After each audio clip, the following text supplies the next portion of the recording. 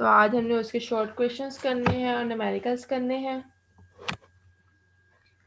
2 minute और wait कर लेते हैं अगर और बच्चों ने आना हो तो।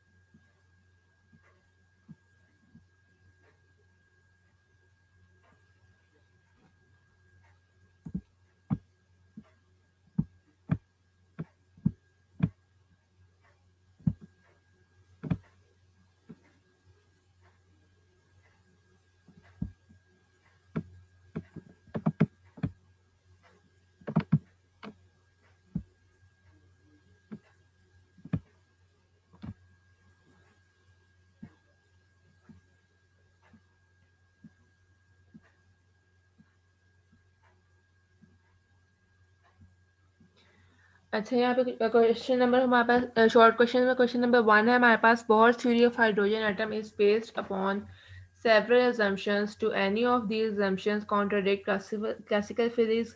क्लासिकल फिजिक्स हमें कहती थी कि जब कोई भी इलेक्ट्रॉन मूव कर रहा होता है, रिवॉल्व कर रहा होता है, तो उसकी कोई ना कोई एनर्जी वेस्ट हो रही होती है।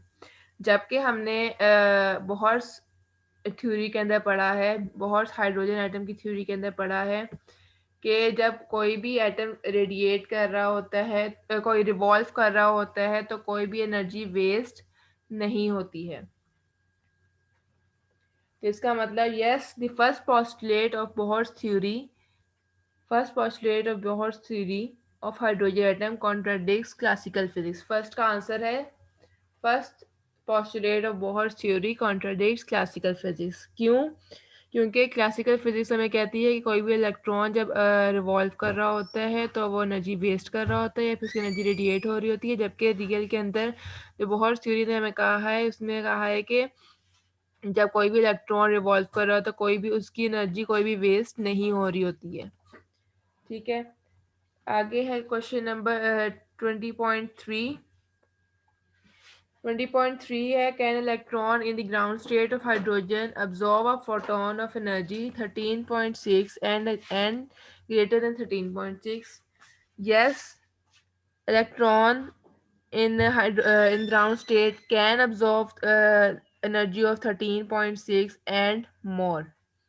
कोई भी इलेक्ट्रॉन 13.6 की एनर्जी एब्जॉर्ब कर सकता है, उसकी ज़्यादा की एनर्जी भी एब्जॉर्ब कर सकता है। फिर आगे है 20.5। Is energy conserve with an atom emits a photon of light। आगे इन्होंने कहा है इज एनर्जी कंजर्व, क्या एनर्जी कंजर्व रहती है जब कोई भी atom photon of light emit करता है। हमारे पास एटम कब इमिट करता है लाइट? जब वो एक्साइट करता है, लो एनर्जी लेवल से हाई एनर्जी लेवल के अंदर जाता है। लेकिन लो एनर्जी लेवल से हाई एनर्जी लेवल के अंदर तब जाता है जब वो कोई ना कोई एनर्जी अब्जॉर्ब करता है। जब वो कोई ना कोई एनर्जी अब्जॉर्ब करता है तो ही वो एक्साइट करके सेकेंड एनर्जी लेवल में जाता है और तभी कोई ना कोई फोटोन इमिट करता है। तो कोई ना कोई एनर्जी अब्जॉर्ब कर रहा है तभी वो कोई ना कोई एनर्जी इमिट कर रहा है। इसका मतलब law of conservation of energy जो है वो हमारे पास कंजर्व रहती है। कोई ना कोई एनर्जी उसको मिल रही है, वो कोई ना कोई एनर्जी इमिट कर रहा है। इसका मतलब वो अपनी कोई एनर्जी वेस्ट नहीं कर रहा, उसकी एनर्जी कंजर्व रहती है। ठीक है, इसका आंसर है yes, energy is conserve when an atom emits a photon of light. What do we mean when we say that the atom is excited? अच्छा, आगे इन्होंने कहा क्वेश्चन नंबर है 20.7। What do we mean when we say that atom is excited? अगर कोई atom excited है तो हम कैसे तो क्या है मतलब क्या कैसे पता लगता है वो एक्साइटेड है? कोई भी इलेक्ट्रॉन जब लो एनर्जी लेवल से हाई एनर्जी लेवल पर जंप करके जाता है तो उसको कहते हैं उसको कहते हैं एक्साइटेड एटम या फिर एक्साइटेड इलेक्ट्रॉन। ठीक है।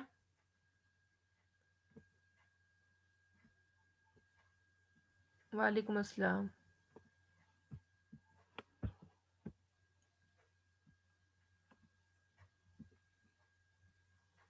लास्ट में अब रोल नंबर ये ना मैं आपकी पिक्चर ले लेती हूँ, बल्कि जो बच्चे हैं अभी क्लास के अंदर।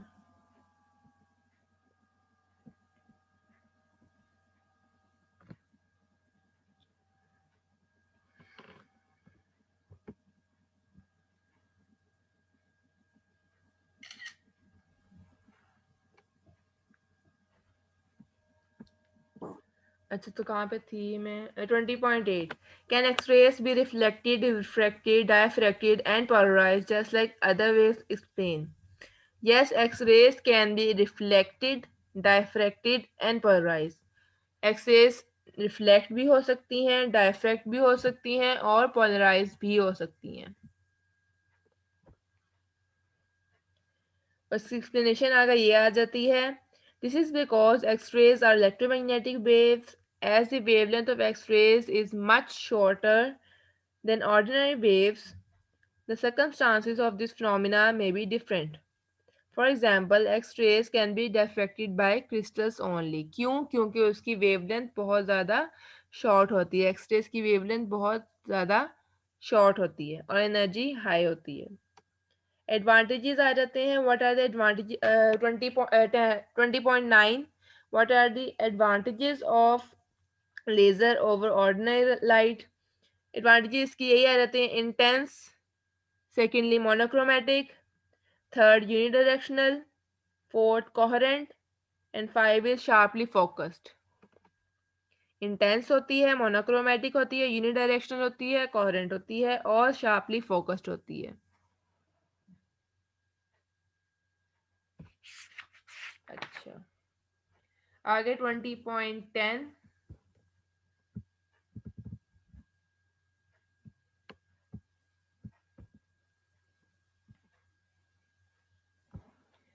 20.10 है explain why laser action could not occur without population inversion between atomic levels. हमने पढ़ा था कि पॉपुलेशन इन्वर्जन होती है। पॉपुलेशन इन्वर्जन होती है मेटास्टेबल स्टेट के अंदर। हमें याद है कोई भी एटम एक्साइट करके जाता है एक्साइटेड स्टेट के अंदर, उसके बाद चल जाता होता है मेटास्टेबल स्टेट के अंदर। जब मेटास्टेबल स्टेट से वापस अपने रियल स्टेट के अंदर वापस आता है तो कोई ना कोई फोटोन इमिट करता है। वो वाला फोटोन जो होता है वो लेजर प्रोड्यूस करता है।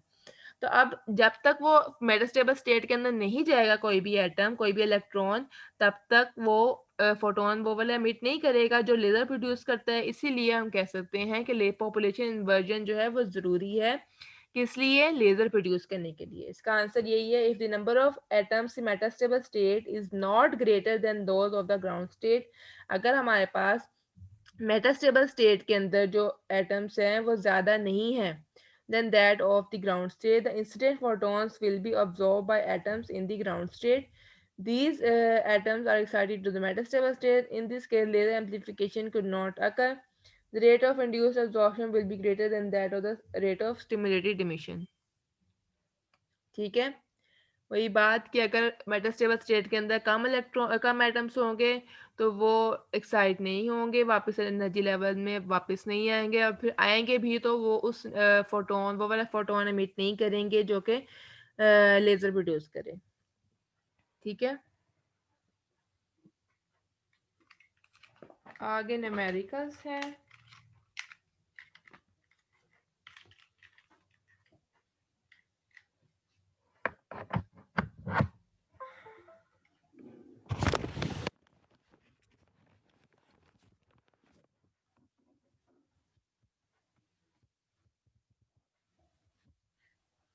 सबसे पहले न्यूमेरिकल नंबर 20.2।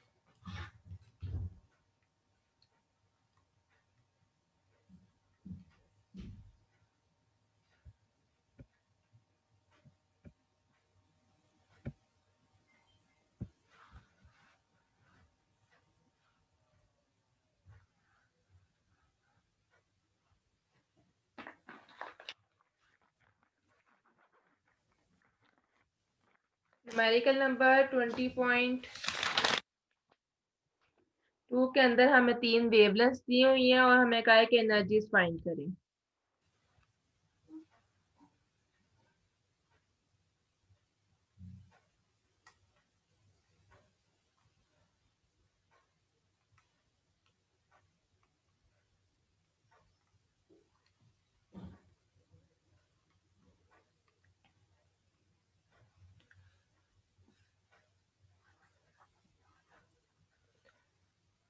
लैम्डा 1 वेवलेंथ दी हुई है 400 नैनोमीटर, लैम्डा 2 500 नैनोमीटर और लैम्डा 3 700 नैनोमीटर। नैनोमीटर को मीटर में कन्वर्ट करेंगे तो हमारे पास कौन सा आ जाता है, 10⁻9 आ जाता है, 10⁻⁹ 400 10⁻⁹ metre, 500 into 10⁻⁹ metre, 700 into 10⁻⁹ metre. ठीक है, ये इनको वेवलेंथ को हमने चेंज कर दिया मीटर के अंदर नैनोमीटर से।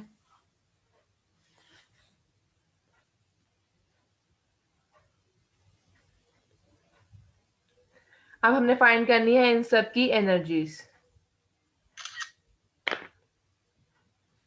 एनर्जी फाइंड करने के लिए हमारे पास फॉर्मूला होता है E is equal to HF and F is equal to C by lambda,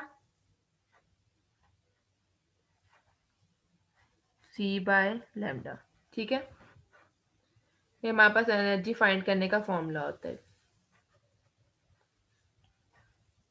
ठीक है, ये आप लोगों ने पहले ही पढ़ा होगा, इस चैप्टर में पढ़ाया हुआ दोबारा। ये एनर्जी फाइंड करने का फॉर्मूला हो गया। अब क्या करेंगे, एच की वैल्यू हमें पता है, सी की वैल्यू भी हमें पता है। एच की वैल्यू होती है प्लैंक्स कांस्टेंट 6.64 इंटू 10⁻⁻34 और सी की वैल्यू होती है 3 इंटू 10⁻⁸ मीटर पर सेकेंड। ये वैल्यूज हम पुट करेंगे, E1 is equal to H C divided by lambda 1 और लेमडा 1 की वैल्यू पुट करेंगे तो हमारे पास फर्स्ट एनर्जी लेवल का निकल आएगा। इसी तरह सेकंड और थर्ड दोनों का same for E2 H C divided by lambda 2 and same for E3 H C divided by lambda 3। इन तीनों की वैल्यूज निकल आएंगी। ठीक है,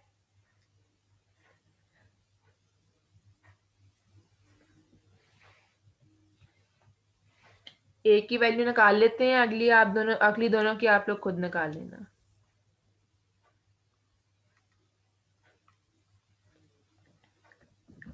E1 की H की वैल्यू होती है 6.64 into 10⁻⁻34 into 3 into 10⁸ divided by 400 into 10⁻⁹ अच्छा, जब इनको डिवाइड वगैरह करेंगे तो आ जाएगा 4.97 इंटू 10⁻⁻19 जाउल। अब हमें अपना आंसर चाहिए इलेक्ट्रॉन वोल्ट्स के अंदर, तो हम क्या करेंगे, डिवाइड कर देंगे 1.6 इंटू 10⁻⁻19 के साथ। 0.97 into 10⁻⁻19 divided by 1.6 into 10⁻⁻19,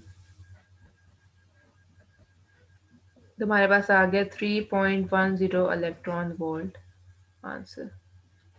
ठीक है, इसी तरह सेकंड में आप लोग पुट करेंगे वैल्यू, सेकंड की आ जाएगी, थर्ड में पुट करेंगे थर्ड की आ जाएगी। नेक्स्ट हमारे पास क्वेश्चन है, an electron jumps from E1 to EF, what is the wavelength of the emitted light.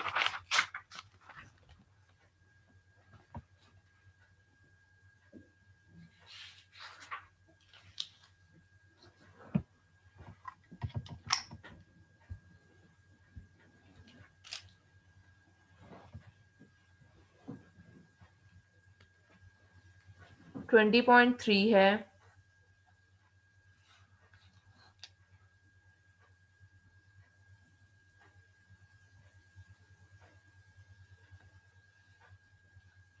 दो हमारे पास एनर्जीज गिवन है, एक ई आई और एक ई एफ। ई आई हमारे पास लोअर एनर्जी लेवल है, ई एफ हमारे पास हाई एनर्जी लेवल है। कोई भी इलेक्ट्रॉन जब लोअर एनर्जी लेवल से हाई एनर्जी लेवल के अंदर जाता है तो हमने पढ़ा हुआ है H F is equal to lower energy level की energy minus high energy level.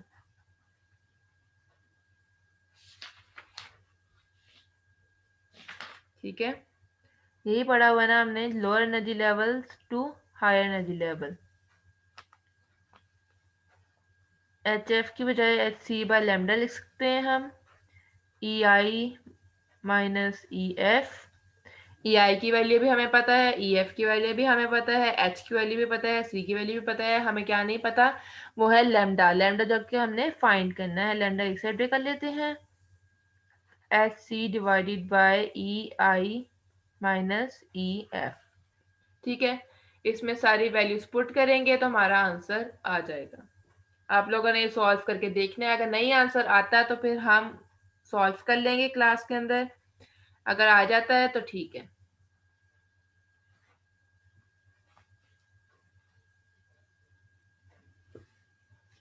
Next है 20.7।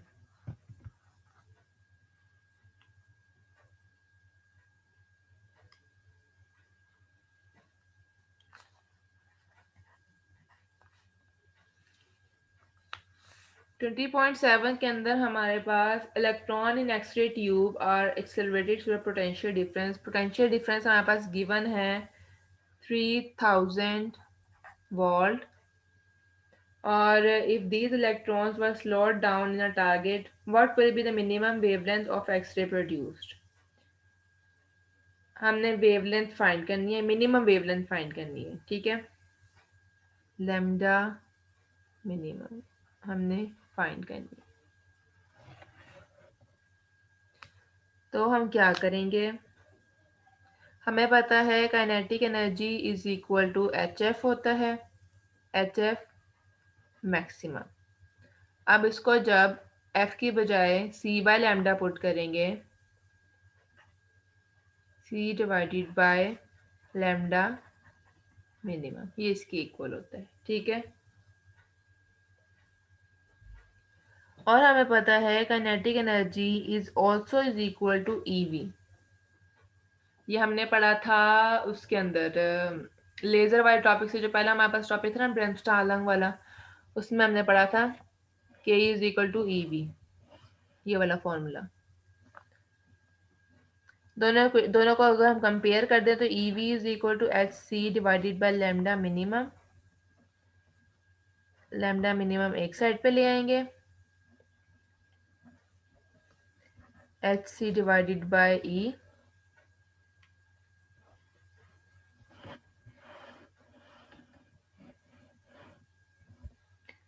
H C divided by E और वी। हमें एच की वैल्यू पता है 6.64 into ten power minus 34। C की वैल्यू भी पता है 3 इंटू टेन पावर 8। ई की वैल्यू भी पता है 1.6 इंटू टेन पावर माइनस 19। और वी की वैल्यू भी पता है, जो कि उन्होंने क्वेश्चन के अंदर दिया 3000 वोल्ट। ये सारी वैल्यूज हम पुट करेंगे और हमारे पास लैम्डा मिनिमम की वैल्यू आ जाएगी। ठीक है, नेक्स्ट है the wavelength of x ray from copper is 1.3 into ten power minus 10। Wavelength given है 20.8।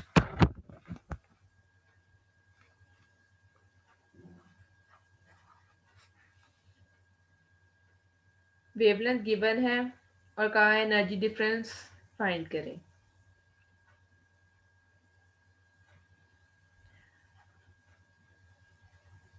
वेवलेंथ हमारे पास गिवन है 1.377 इंटू 10 की पावर माइनस 10।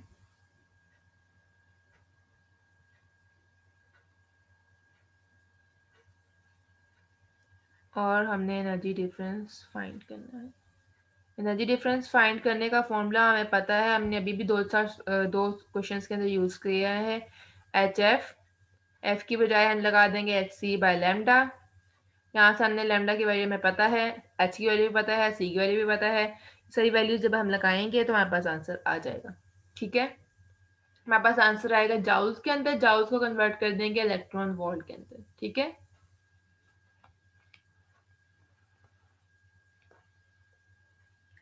आगे है 20.9।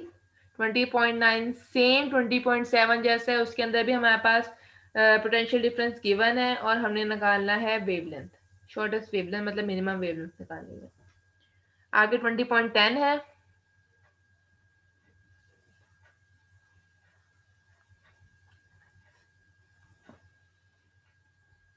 उसके अंदर value of quantum number N, हमारे पास स्पीड गिवन है Vn is equal to 5.456 into 10 की पावर 5 मीटर पर सेकेंड। और हमने फाइंड करना है सबसे पहले तो n, secondly radius of nth orbit,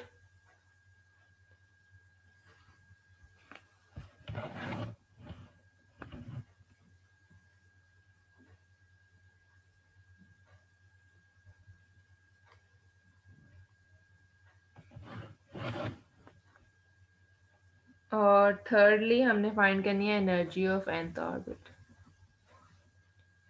ठीक है, हमने वेलोसिटी का फॉर्मूला पढ़ा था for nth orbit, Vn is equal to 2 pi K square divided by N H. यहाँ से हमें n की वैल्यू हमने फाइंड करनी है, तो n की वैल्यू हम साइड पे कर लेते हैं, Vn यहाँ ले आते हैं, 2 pi K square divided by V N H. यहाँ पे हम वैल्यूज पुट करेंगे, 2 पाई की वैल्यू हमें पता है, के की वैल्यू भी हमें पता है, ई की वैल्यू भी पता है और एच की वैल्यू भी हमें पता है।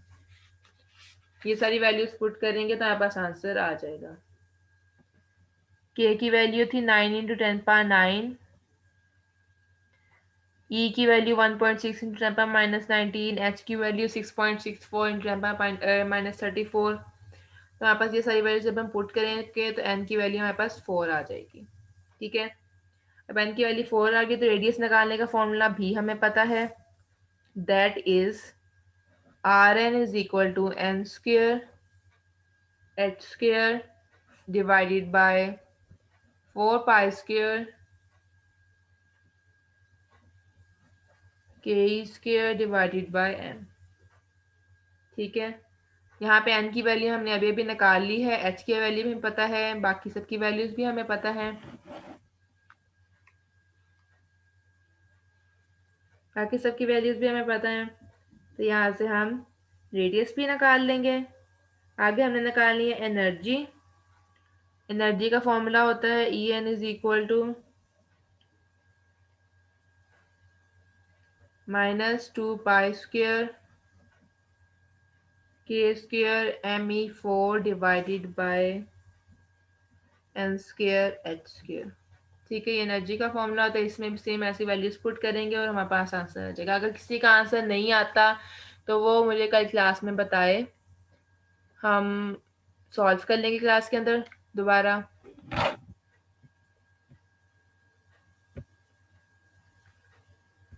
आज के लिए बस इतना ही, बाकी कल करेंगे।